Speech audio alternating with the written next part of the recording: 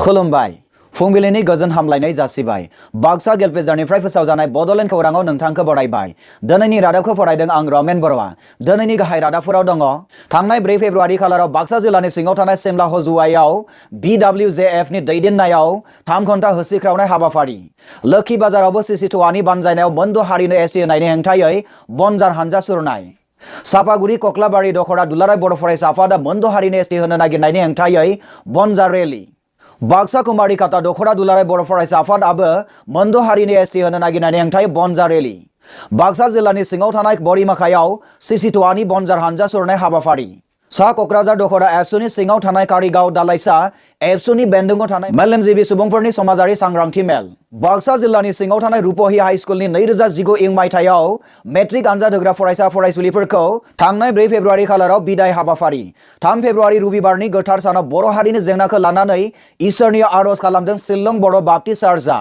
ढेकियाजुलियाव 3थि बर' लिरगिरिफोरनि जथुम क'क्राझार जिल्लानि सिङाव थानाय गोजोनपुरि गामियाव लोखि गार्जा फुजाया मोजाङै मोजां जोबनानै थांबाय थांनाय 3 फेब्रुआरि खालाराव बेलासिनि 3:30 रिंगायाव सालबारियाव गंसे गोबां अजननि सोरनि रड लांबाय थानाय टाटा मबाइल गारिनि जाब्रबथाय बाक्सा जिल्लानि निकासि दखरा सिङाव थानाय दारगाव बर' फोथारनि दुलाराय बर' फरायसा आफादनि बनजार हानजा सुरनाय हाबाफारि चिरां जिल्लानि बिजनि जांख्रागुरियाव 17 फेब्रुआरिनिफ्राय माघी पूर्णिमा फोरबो थांनाय 3 फेब्रुआरि खालाराव बाक्सा बर' बाजार राबांगुरि गामियाव हाग्रानिफ्राय ओंखारनाय गान्दानि उदखारि सिसिट'वानि बानजायनायाव बाक्सा जिल्लानि CK दखरानि बेन्दोंआव थानाय रोजा रोजा ट्राइबेल सुबुंफोरनि बनजार रेलि थांनाय 30 जानुवारि खालाराव बिक्रिबादा बाजाराव गंसे गलायाव हर खामनानै सेवहांगार जालाङो नोंथाङा नायगासिनो दङ बड'लेण्ड खौरां दानिया फैदो आबुं रादाबाव थांनाय 4 फेब्रुआरि खालाराव बाक्सा जिल्लानि सिङाव थानाय सिमला हजुवायाव BWJF नि दैदेननायाव रन्जन दैमारिखौ जोबथेसालिनिफ्राय थाबैनो रेहाय होनांगौनि दाबियाव 3 घन्टा होसिख्रावनाय हाबाफारि लानाय जायो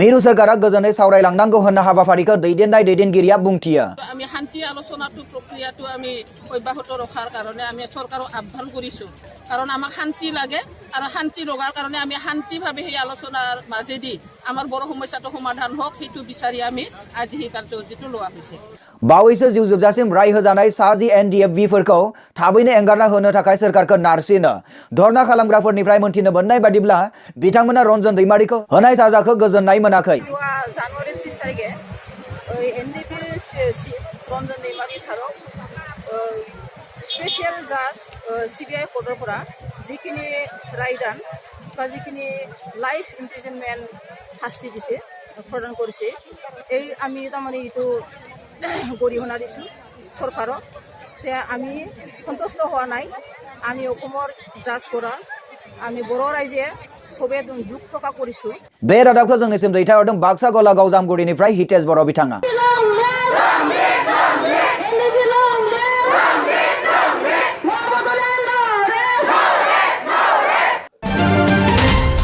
बाक्सा राङापानि दखरा एबसुआव बनजार हानजा सुरनाय हाबाफारि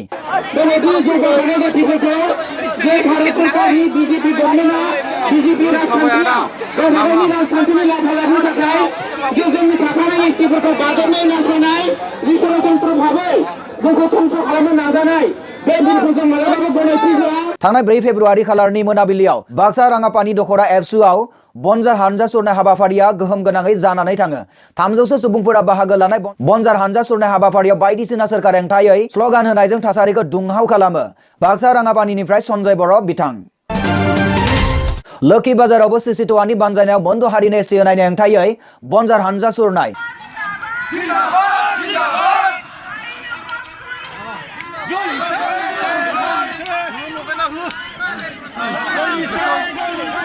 थांनाय 4 फेब्रुआरि खालाराव सिसिट'वानि बानजायनायाव बनजार हानजा सुरनाय हाबाफारिखौ लोखि बाजारनिफ्राय सिमला बाजारसिम खालामनाय जायो खमैबो 200 बाहागो लाग्राफोरा सोरखारा मोनद' हारिनो एसटि होनो नागिरनायखौ हेंथा होनानै सोरखार हेंथायै स्ल'गान होयो हानजा सुरनायनि दाबिफोरा जादों थाखानाय मोन 14 जनजातिफोरखौ रैखा होनांगौ आरो सोरखारा थाबैनो 3 खनायारि सावरायमेल लानांगौ बे रादाबखौ जोंनिसिम दैथायहरदों लोखि बाजारनिफ्राय हायेनसा स्वर्गियारि बिथाङा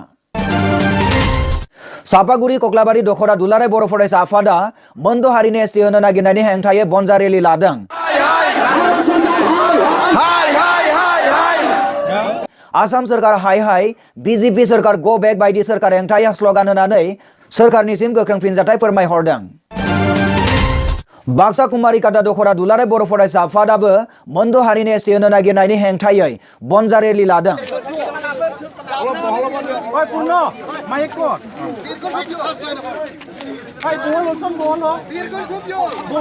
मोनद' हारिनि एसटि होनो नागिरनायखौ हेंथा होनानै बायदि सरकार हेंथायै स्लगान होनानै सरकारनिसिम गोख्रों फिनजाथाय फोरमायहरदों होननानै मिथि मोननाय जादों।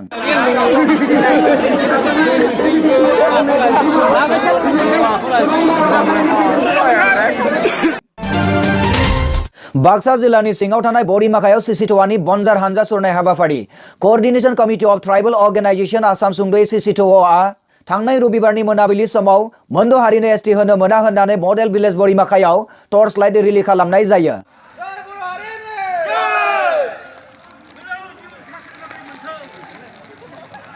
अदेबानि खौरांनिफ्राय मिथिनो मोननाय बादिब्ला बे हाबाफारिखौ रोजा रोजा रायजो राजाफोरा बाहागो लायो आरो आसाम सरकार हुसियार, भारत सरकार हुसियार, 6टा जनगोष्ठी एसटिडिआ बातिल करक बायदि बायदि स्लगान होनानै होख्रावनाय जादों होननानै जोंनिसिम खौरां मोनफैदों। बे रादाबखौ जोंनिसिम दैथायहरदों रादाबगिरि रुपहिनिफ्राय मनिल दैमारी बिथाङा। कारिगाव गोजौ फरायसालियाव कारिगाव दालाइसा बर' थुनलाइ आफादनि बानजायनायाव सा क'क्राझार दखरा एबसुनि सिङाव थानाय कारिगाव दालाइमा एबसुनि बेन्दोङाव थानाय मेलेमजिबि सुबुंफोरखौ लानानै क'क्राझार जिल्ला एबसुनि बुंथिगिरि जनिल ब्रह्मखौ गाहाय आलासि महरै लोगोसे एनडिए बिपिनि सोद्रोमाफोरखौ हांख्रायना लाबोना समाजारि सांग्रांथि बड'लेण्ड सोमावसारनायनि सायाव आरो हारिखौ बोरै फोथांना लाखिनो हागोन बिनि सायाव गोथौयै सावरायनाय जायो। बे रादाबखौ जोंनिसिम दैथायहरदों रादाबगिरि महरै रुपहिनिफ्राय मनिल दैमारी बिथाङा। नोंथाङा नायगासिनो दङ बड'लेण्ड खौरां। बाक्सा जिल्लानि सिङाव थानाय रुपहि हाइस्कुल 2019 इं मायथाइयाव मेट्रिक आनजाद होग्रा फरायसा फरायसुलिफोरखौ थांनाय 4 फेब्रुआरि खालाराव रुपहि हाइस्कुलनिफ्राय बिदाय होनाय जायो।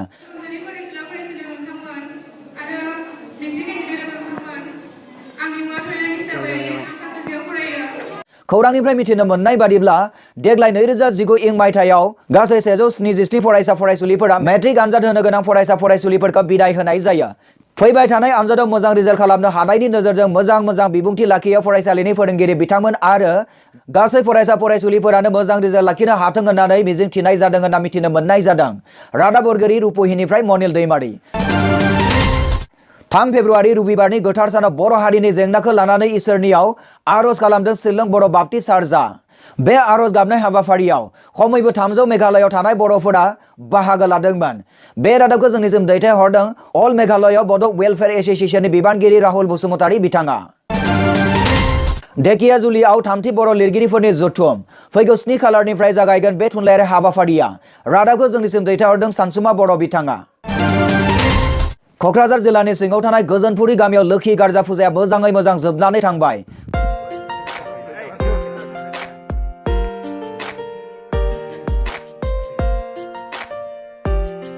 खुंजानाय गार्जा फुजानि नुथाया ओरैबादि। बे रादाबखौ जोंनिसिम दैथायहरदों क'क्राझारनिफ्राय रिंखां नार्जारी बिथाङा। थांनाय 3 फेब्रुआरि खालाराव बेलासिनि 3:30 रिंगायाव सालबारियाव गंसे गोबां अजननि सोरनि रड लांबाय थानाय टाटा मबाइल गारिया बेलथायनानै जाब्रबथाय जायो। मोनथिनो मोननाय बादिब्ला जाय लामाजों गारिया थांदोंमोन बे लामाया गोदान खोनायमोन। AS0FC7835 नाम्बार गोनां गारियाव थानाय सासे मावग्राया जोखोम जायो होनना मिथिनो मोननाय जादों। अदेबानि सालायग्राया जेबो जायाखै होनना मिथिनो मोनबावनाय जादों। बे रादाबखौ जोंनिसिम दैथायहरदों अकन बर' बिथाङा। थांनाय 2 फेब्रुआरि खालार सनिबार खालि बाक्सा जिल्लानि कासि दखरानि सिङाव थानाय दारागाव बर' फोथारनि दुलाराय बर' फरायसा आफादा मोनद' हारिनि एसटि होनो नागिरनायखौ बन्द खालामनांगौनि थाखाय दारागाव बर' फोथारनि गासैबो सुबुंफोरा मोनाबिलिनि 5 रिंगायाव मोनाबिलिनि 10 रिंगासिम बनजारनि हानजा सुरनाय जायो।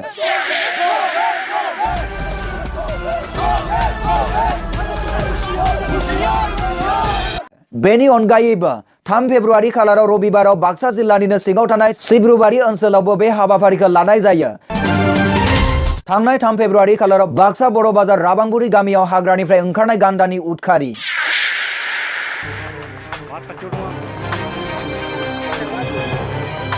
राबांगुरि गामिनि रायजो राजाफोरा उदाङै ओंखारनाय गान्दानि उदखारियाव गोजोन गैयै जानो गोनां जादों होननानै मिथिनो मोननाय जादों।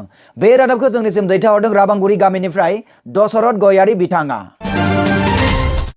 नोंथाङा नायगासिनो दङ बड'लेण्ड खौरां। सिसिटवानि बानजायनायाव बाक्सा जिल्लानि सिके दखरानि बेन्दोङाव थानाय रोजा रोजा ट्राइबेल सुबुंफोरा थांनाय 5 फेब्रुआरि खालार खालिनि मोनाबिलिनि 5 रिंगायाव लोखि बाजारनिफ्राय जागायनानै सिमलानि रुरेल स्टेडियामनि गेलेग्रा फोथारसिम फ्राय 10 किल'मिटारसो लामा हानजा सुरनाय जायो।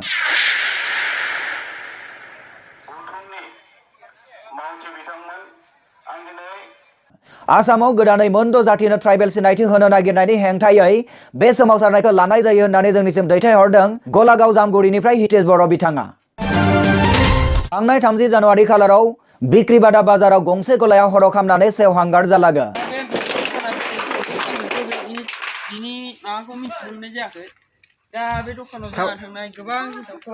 माबे जाथायनिफ्राय गलानि खामनाया जादोंमोन बेखौबो दासिमबो मोनथिनो मोननाय जायाखै होनना जोंनिसिम खौरां दैथायहरदों बिक्रिबादा बाजारनिफ्राय बिरदाव ब्रह्म बिथाङा। बेजों लोगोसे दिनैनि रादाबाबो एसेनोसै। गोजोन्थों।